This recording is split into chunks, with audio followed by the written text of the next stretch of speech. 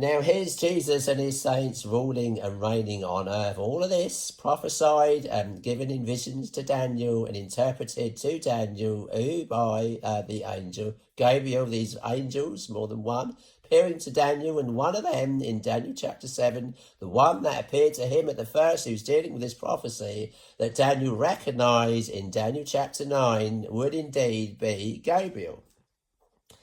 And the kingdom and dominion and the greatness of the kingdom under the whole heavens shall be given to the people of the saints of the Most High, whose kingdom is an everlasting kingdom, and all dominions shall serve and obey him. Obey who? Jesus. Hitherto is the end of the matter. As for me, Daniel, my cogitations, his thoughts and going round in his mind, much troubled me, and my countenance changed in me, but I kept the matter in my heart. So very, very sobering stuff. And very, very, what you might call astronomical, world-changing stuff. You can imagine you're lying in bed one night, suddenly these visions kick off. These angels appear in your room. One of them's indeed Gabriel. And he's spanning your mind across generations and ages. We're looking at 600 BC here, and this angel interpreting the future to Daniel, the eventual rise of an Antichrist world empire, followed by the second coming of Jesus Christ and the saints of all ages, ruling and reigning on earth under Jesus Christ. So that's simply to sum up Daniel chapter 7 and the kind of great matters that the angel Gabriel would have dealt with in crossing over into this realm. So Daniel chapter 8, and we've got again the angel Gabriel appearing him to Daniel in yet another vision, which would talk of much the same. The theme going through this vision would indeed be much of the same, the rise and fall of great empires, the rise of an Antichrist empire, followed by the second coming of Jesus Christ. Always followed by the second coming of Jesus Christ. Always ending on a more happy and positive note, and being the defeating of the Antichrist and his kingdom, and the establishment of the kingdom of God on earth under Jesus Christ and the saints of all ages. So in Daniel chapter 8, and again the angel Gabriel now, and he's in the third year of the reign of King Belshazzar. Daniel is. So in verse 16, and I heard a man's voice between the banks of Uli. So this is where this vision took place, near the banks of Uli, a river called Uli, banks of Uli, which called. So there's more than one again. And it appears really that Gabriel is coming in from that other realm, and he's accompanied by other angels, and even it appears is in the presence of Jesus Christ. I, Gabriel, it says in the New Testament, stand in the presence of God.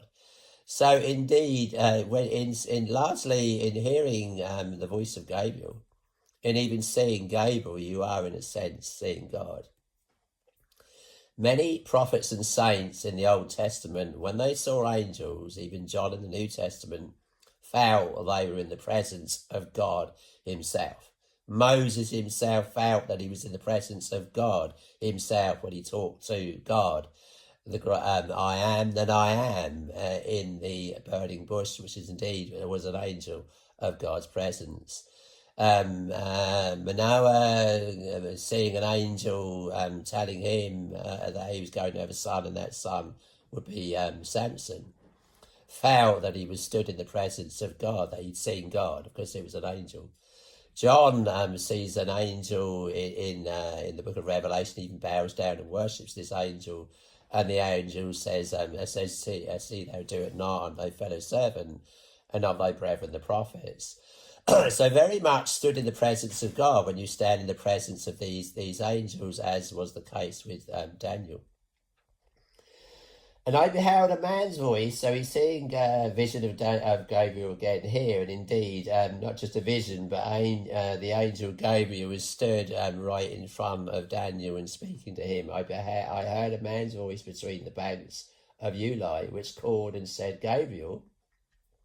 There appears to be someone in charge of Gabriel here, And this appears to be Jesus, a vision of Jesus in the Old Testament, because Jesus came in the New Testament. Doesn't follow that he wasn't active in the Old Testament.